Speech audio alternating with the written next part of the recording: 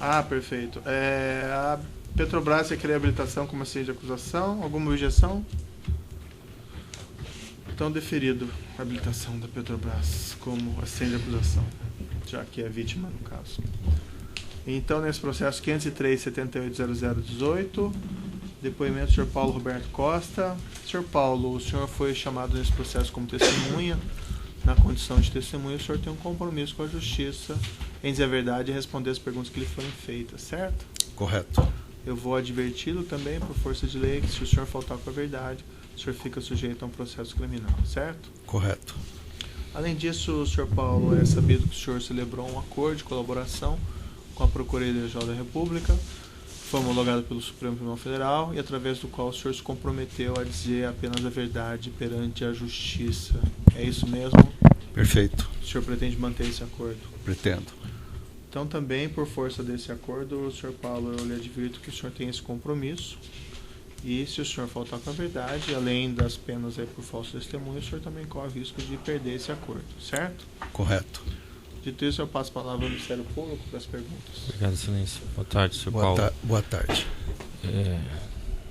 O senhor, enquanto foi diretor de abastecimento da Petrobras, teve conhecimento de ajustes entre empreiteiras para definir vencedores de obras da Petrobras, de licitações? Sim, em relação à formação de cartel, eu tive conhecimento desse fato a partir de 2006.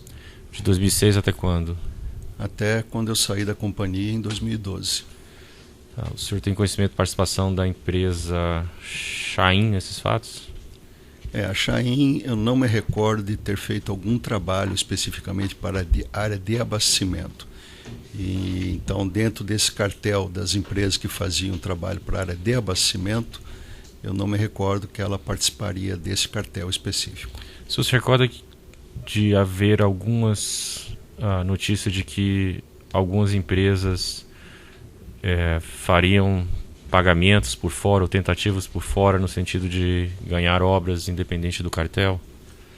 Sim, algumas vezes escutei isso, sim. O senhor tem conhecimento da participação da Carioca Engenharia? A Carioca Engenharia, se eu não me engano, fez para a área de abastecimento uma obra apenas, que se eu não me engano, parece que foi lá no Espírito Santo. E eu pessoalmente nunca tratei desse assunto com ninguém da Carioca Engenharia. E não tenho essa informação que ela teria feito alguma coisa ilícita, porque dentro da minha área não foi feita, que eu tenha conhecimento, não foi feita. Essa área da construção do SEMPES não era a sua área? Não, essa área de construção do SEMPES era uma área ligada diretamente à diretoria de serviços. Então, é até um caso particular, porque o SEMPES também era ligado à área de serviço. Então, vamos dizer, o Centro de Pesquisa da Petrobras era subordinado à área de serviço. E a obra que foi feita no SEMPES também é área de serviço.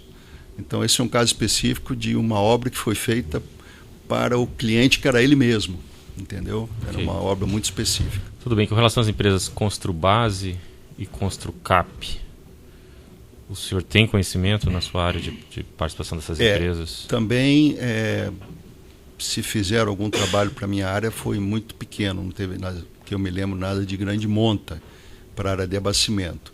E também a informação que eu tinha, que na época, que elas não participavam daquelas principais empresas do cartel. Agora, se houve pagamento delas indevido ou não, em relação especificamente ao Centro de Pesquisa, eu não tenho essa informação. Em relação à empresa OAS? Sim, a OAS prestou vários serviços para a Petrobras, muitos serviços para a área de abastecimento, e ela fazia parte do cartel e fez pagamentos indevidos. A OAS, sim. O senhor sabe dizer quais pessoas na OAS eram responsáveis por essas conversas, essa intermediação? O que eu tinha contato na época era o Léo Pinheiro e o Agenor, as duas pessoas que eu tinha contato na OAS. E teve conversas com eles a respeito tanto de obras, vencer obras, quanto de pagamentos de propina? Em relação a valores ilícitos, sim. Em relação a obras, como eu já mencionei em alguns depoimentos, as empresas se reuniam e definiam que obras elas queriam participar, cada uma delas. Dessas reuniões eu nunca participei, de definição de que empresa participaria, ganharia que obra. Eu nunca participei desse tipo de reunião. Essas empresas do cartel, o senhor sabe dizer se elas pagavam propina, então, para empregados da Petrobras? Pagavam essas do cartel, como os principais aí que eu já citei, que é o Odebrecht, Camargo, Andrade, UTC, Ingevix, todas elas pagavam. Na sua área era pago um valor para o senhor? Na minha, as referências de pagamentos, né, eram um teto de 3%, dependia muito do valor do orçamento da Petrobras. Então, quando o orçamento estava apertado, às vezes era 0,5%, às vezes até menos que 0,5%. E quando o orçamento estava mais folgado, normalmente eram 3%. E a informação sempre que eu tive, que me foi passado pelas empresas, que era 2% para o PT e 1% para o PP. Por que era o PT e o PP? Qual que era a razão desses pagamentos? O PP foi quem me apoiou para chegar na diretoria da companhia, que nenhum empregado da Petrobras na época lá chegava à diretoria se não tivesse apoio político. E o PT, fora a diretoria de abastecimento, todas as outras diretorias da Petrobras eram indicadas pelo PT.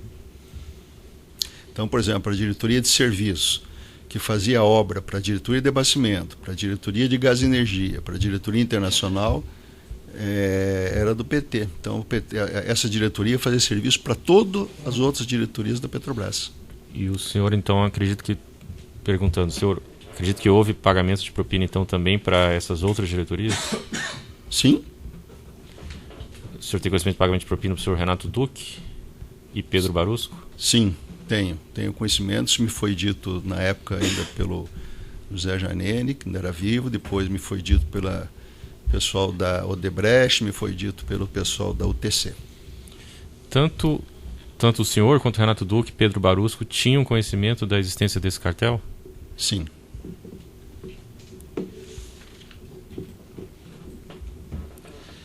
Em relação a as empresas Carioca e Chain, desculpa, o senhor disse que não teve contato com eles pessoalmente, com os diretores? Não, ou teve? Como eu falei, eu não me lembro de a Chain ter prestado algum serviço especificamente para a minha área de abastecimento na época, eu não me lembro de ter nenhum contrato com eles. E eu, pessoalmente, nunca tratei com ninguém, tive contato com o pessoal da Chain, foram uma vez, acho que eu me lembro, foram lá na Petrobras conversar comigo sobre perspectivas futuras de serviço, mas eu, pessoalmente, nunca conversei com ninguém da Chain sobre valores ilícitos. E a Carioca Engenharia, se eu não me falha a memória, prestou um serviço para a área de abastecimento lá no Espírito Santo. Mas também eu, pessoalmente, nunca tratei desse assunto com ninguém da Carioca Engenharia. O senhor chegava a ter conhecimento de qual empresa seria vencedora de uma obra antes da licitação? Não. Mas sabia que havia um ajuste?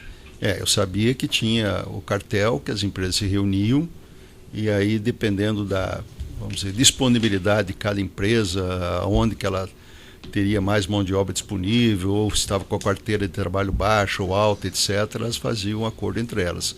Mas eu não sabia a priori quem seria o ganhador, eu nunca soube disso. O senhor ou algum outro diretor, o senhor Renato Duque, Pedro Barusco, tomaram alguma atitude dentro da empresa para instaurar um processo administrativo, apurar a atuação do cartel, apurar prejuízos da Petrobras? Não, eu teve uma época que eu decidi por minha conta de chamar várias outras empresas de porte menor para fazer obras no Comperj, e fui procurado depois pelo pessoal do Odebrecht e me falaram que eu ia quebrar a cara devido a essa ação que eu estava tomando. E várias outras empresas de menor porte ganharam contratos dentro do Comperj. Algumas conseguiram concluir os contratos, outras não conseguiram, porque às vezes a complexidade ou a capacidade financeira e técnica não permitia. Mas a ação que eu tomei foi nesse sentido, de colocar outras empresas que não eram do cartel. Isso foi feito em uma oportunidade na Comperj, é isso? Isso foi feito no Comperj. Mas foi instaurado algum procedimento administrativo, alguma apuração formal? Não, foi feito por iniciativa própria minha. Tá.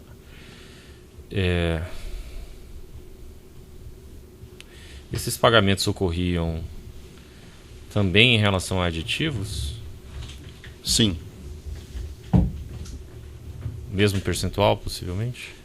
Aí dependia de cada negociação, né? Que essas negociações eram feitas dentro do abastecimento pelo Janene e depois pelo Alberto Youssef, eles que faziam essas negociações.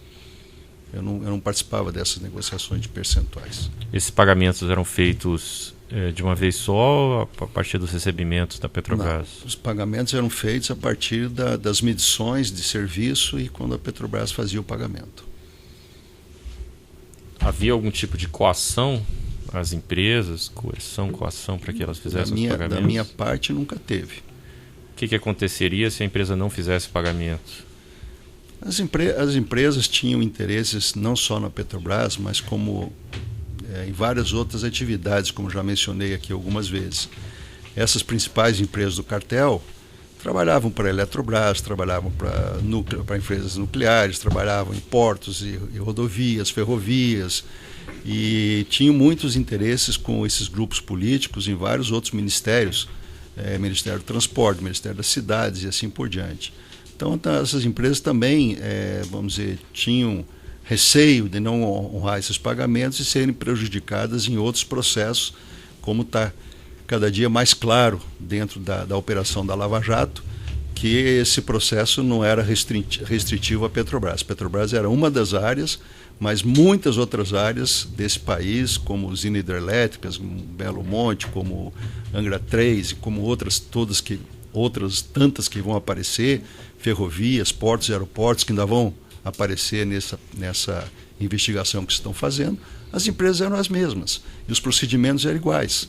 Então não havia interesse de nenhuma empresa dessa deixar de honrar, porque depois um partido político desse que estivesse à frente com o ministério, com certeza ia prejudicar essa empresa. E felizmente vocês, na investigação que estão fazendo, estão chegando já dentro desse contexto muito global, que essa operação Lava Jato não se restringe apenas à Petrobras. O senhor pode explicar melhor essa questão, então, da responsabilidade de partidos sobre esses pagamentos, ou sobre a diretoria? Posso. Não havia na Petrobras, por mais brilhante que você fosse técnico, e eu tinha uma carreira brilhante na Petrobras, trabalhei 27 anos na companhia sem nenhuma mácula no meu currículo e tive vários cargos importantes sem ter indicação política. Mas não chegava a diretoria da Petrobras sem ter uma indicação política. E a hora que tinha uma indicação política, nenhum político fazia uma indicação para você ser um diretor da Petrobras, da Eletrobras, de Furnas, de qualquer outra empresa de governo, se não tivesse alguma coisa em troca. Não é porque você era um brilhante técnico que o partido ia te apoiar sem nada em troca. Então, era essa a troca que, infelizmente, eu aceitei. Me arrependo amargamente de ter aceitado, estou sofrendo muito por ter aceitado isso, mas aceitei e agora estou pagando as consequências disso. O senhor, quando assumiu o cargo, sabia que teria que manejar essa questão dos pagamentos? Eu não sabia, quando eu assumi o cargo, eu não sabia da existência do cartel, porque a minha área de abastecimento lá que eu assumi, ela não tinha, no ano 2004, 2005, quase 2006 inteiro, não tinha obras de grande porte, não tinha orçamento para fazer obras de grande porte. Os orçamentos da Petrobras eram, como as grandes empresas de petróleo normalmente têm, era muito concentrado na área de exploração e produção. Mas o senhor sabia em relação aos pagamentos que seriam feitos e que seriam... O que me foi colocado na época, na primeira reunião que eu tive com os políticos, foi que eu procurasse ajudar as empresas que eles tinham interesse ou que poderiam pagar alguma vantagem para eles, que essas empresas pudessem participar das licitações da Petrobras.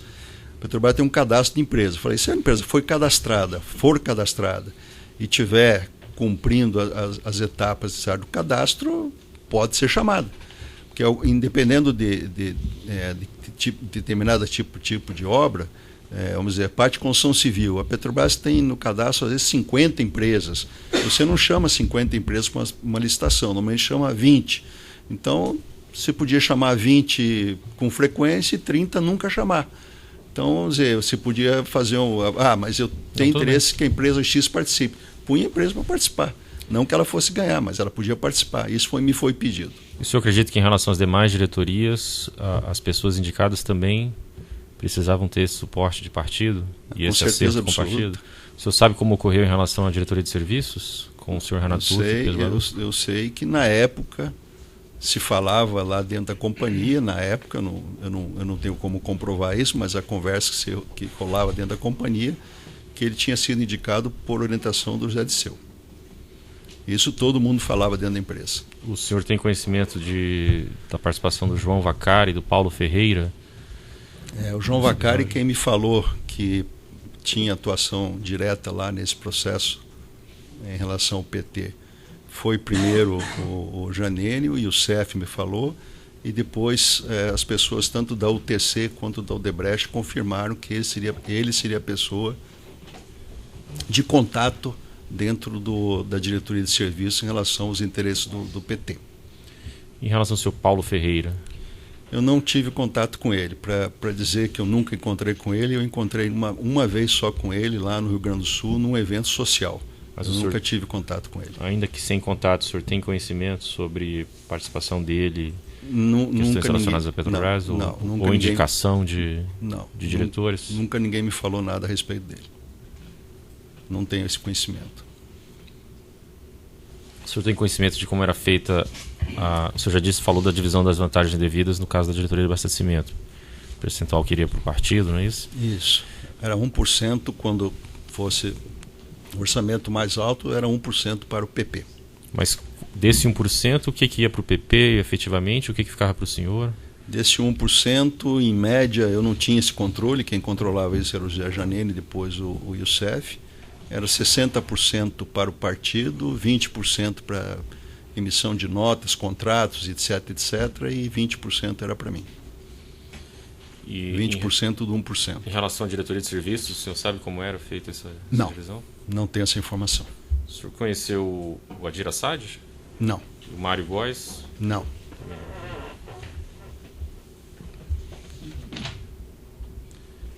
O senhor Rodrigo Morales e Roberto Trombeta também não? Também não conhecia.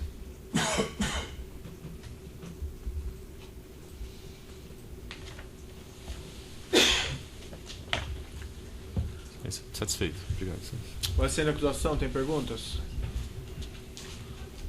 Indo aqui pela ordem do processo, a defesa de adversário não chegou ainda, né?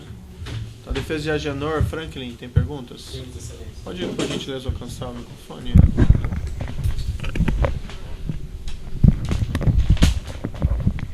Sou Paulo Roberto, boa tarde. Boa tarde. Aqui é Eduardo Carvalho, advogado do senhor Agenor Medeiros. O senhor hoje comentou algo que me chamou a atenção, porque é um pouco discrepante do primeiro depoimento que o senhor deu aqui perante o doutor Moro. O senhor afirmou que a OAS fez pagamentos indevidos na pessoa de Léo Pinheiro e Agenor Medeiros, e que teve conversas com ambos sobre valores ilícitos. Excelência, se me permite, eu vou ler um trecho do depoimento que ele prestou no evento 623 do processo 508-337605. Pode ser, Excelência? Sim. O senhor chegou a tratar com algum dirigente da OAS? Em termos de valores, não. Em termos desse comissionamento? Não. Dessas propinas? Não. O senhor, naquelas reuniões com o senhor José Janene, que o senhor participou, que o senhor esteve presente, o senhor não se recorda de nenhum representante da OAS presente? Eu acho que teve. Não lhe posso afirmar com exatidão, com total certeza. Mas acho que teve uma ou duas reuniões que eu participei com o Janene. Se eu não me engano, quem participou das reuniões foi um diretor chamado Agenor. E nessas reuniões foi tratada dessa questão da propina, do comissionamento, que eu me lembro foi tratado de novos projetos. Não me lembro de ter tratado de valor de propina nessa reunião, não me lembro. Acho que foi tratado de viabilização de novos projetos que poderiam vir para frente. Alguma coisa nesse sentido, que eu me lembro nesse momento.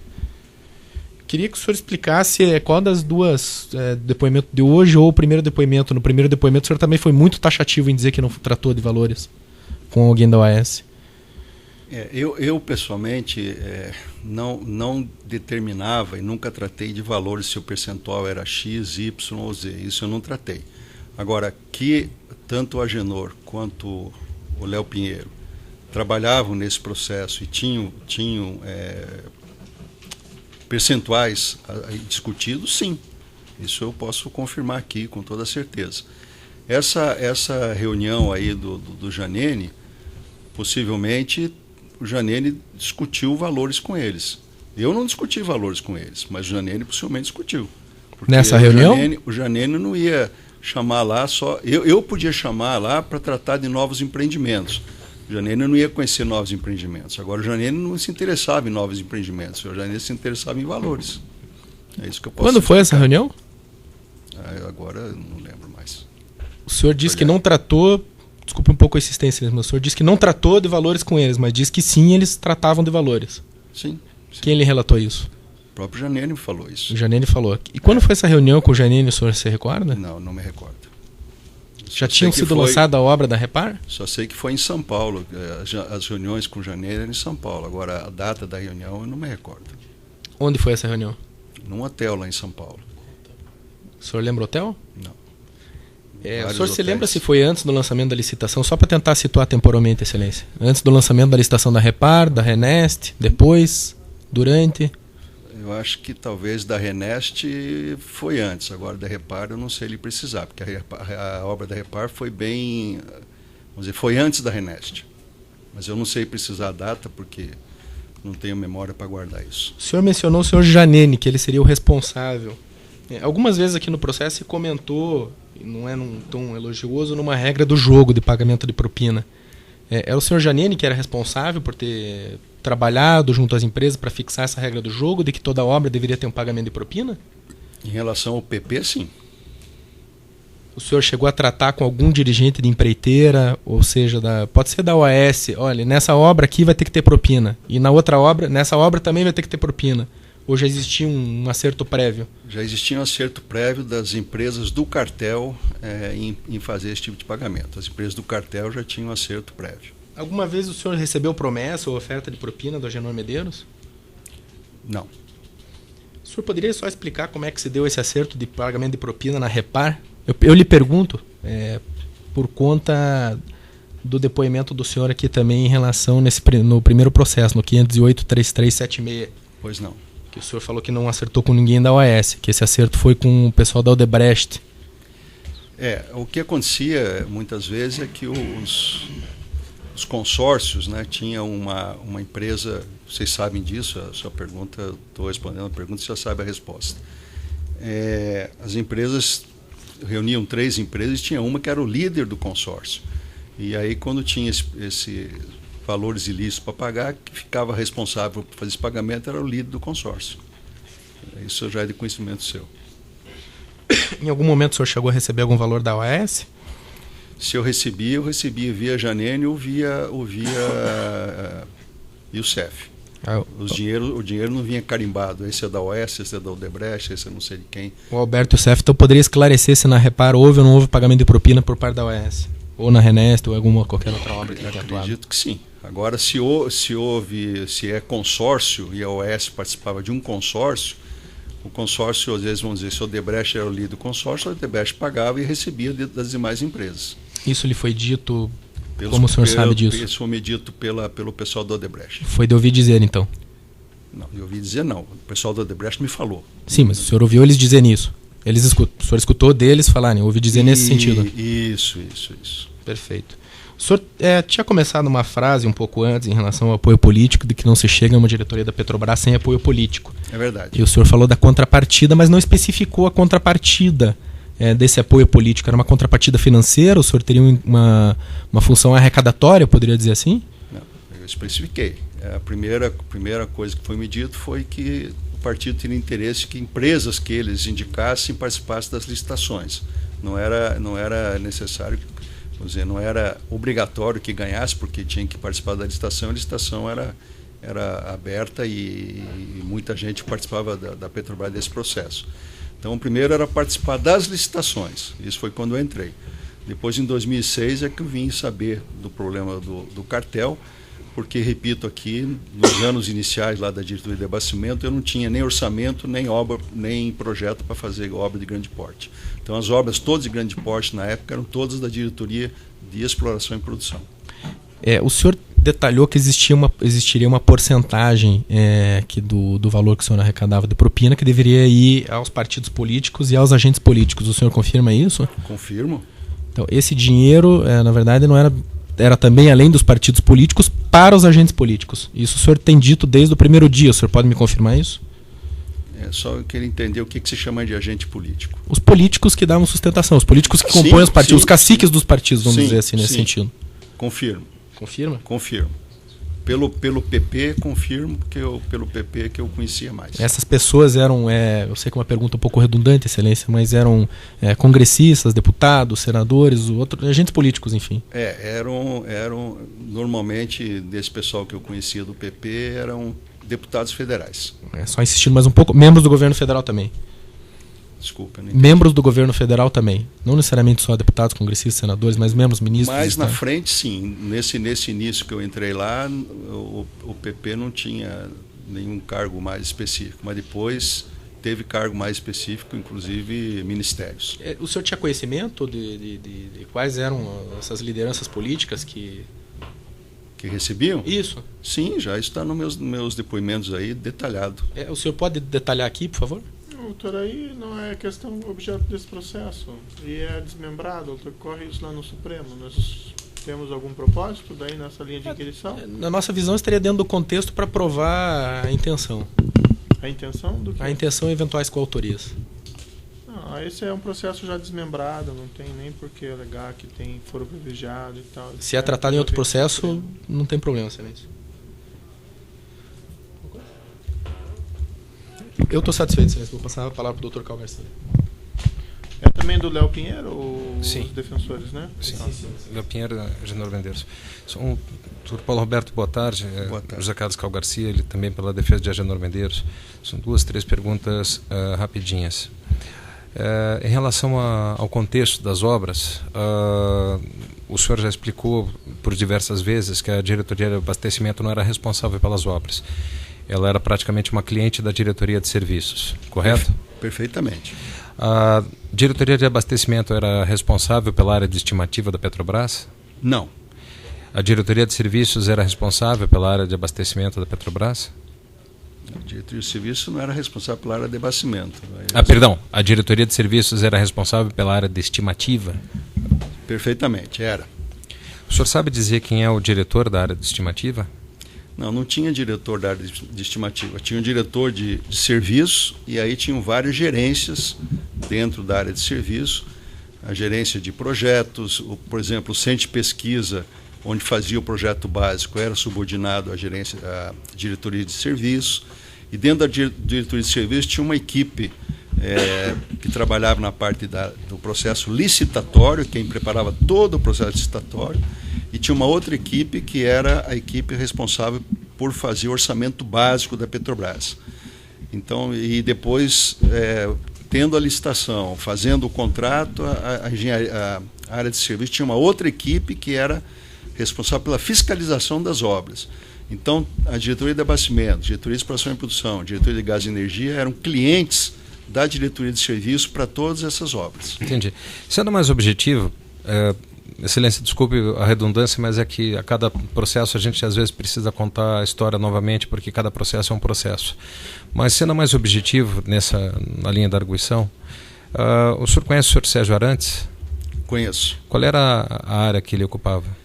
Se eu não me falha a memória, ele era responsável pela parte de orçamento da Petrobras, da área de serviço. Se não me falha a memória. O senhor disse que, em relação a algumas diretorias, parava a suspeita ou a certeza até, de recebimento de vantagens indevidas, de propina.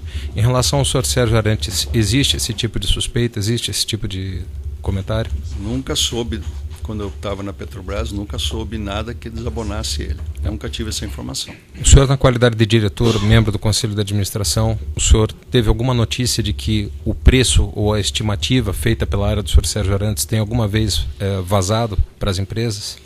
Só uma correção, eu nunca fui membro do Conselho de Administração da Petrobras. Eu não tive também nenhuma informação, na época que eu fiquei como diretor da companhia, que tivesse ocorrido algum vazamento do orçamento básico. Eu nunca tive essa informação. É correto afirmar que os preços que vinham da área de estimativa eram preços compatíveis com o mercado, preços corretos? A Petrobras, como várias outras empresas de petróleo, adotavam naquela época a contratação de empresas para execução de obras, quer seja numa refinaria, quer seja execução de uma plataforma, quer seja execução de um gasoduto, quer seja uma termoelétrica, com o chamado projeto básico.